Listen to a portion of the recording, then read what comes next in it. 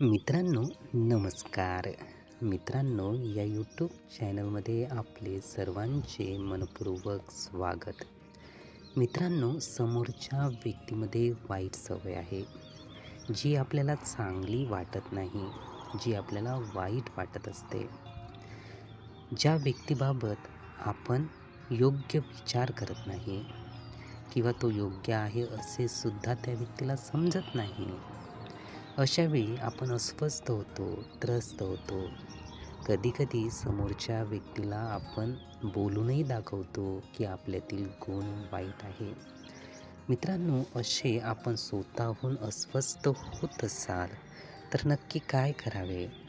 मित्रांनो, आपल्या परेशान होण्यामुळे, आपल्या अस्वस्थ होण्यामुळे समोरची व्यक्ती ही बदलणार नाही, हे सर्वात आधी आपण समजून घ्यावे.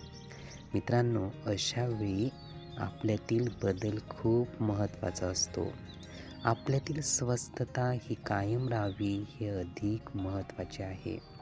समोरची व्यक्ती आपल्यामुळे बदलणार नाही. आपण जेव्हा समोरचे काहीही व्यक्ती करतील आणि तेव्हा आपण स्वस्थ राहू, तर नक्कीच समोरचे व्यक्ती आपल्यापासून बोध घेतील. आपण समोरच्या व्यक्तीतील गुणांना वाईट म्हणण्यापेक्षा आपण त्यांच्यामध्ये चांगले गुण कसे रुजतील किंवा आपल्याकडून चांगला संदेश कसा जाईल याविषयी जागरूक आपण राहणे खूप महत्त्वाचे आहे. म्हणजेच आपण आपल्यावर फोकस अधिक चांगल्या पद्धतीने करणे आवश्यक आहे, ज्यामुळे समोरचे जेव्हा आपल्याला बघतील तर समोरचे व्यक्ती त्यातून प्रेरितच होतील. मित्रांनो, नक्कीच लक्षात आले असेल. हे विचार, ही माहिती नीटपणे ऐकून घेण्यासाठी आणि आपला अमूल्य वेळ देण्यासाठी आपले खूप खूप धन्यवाद.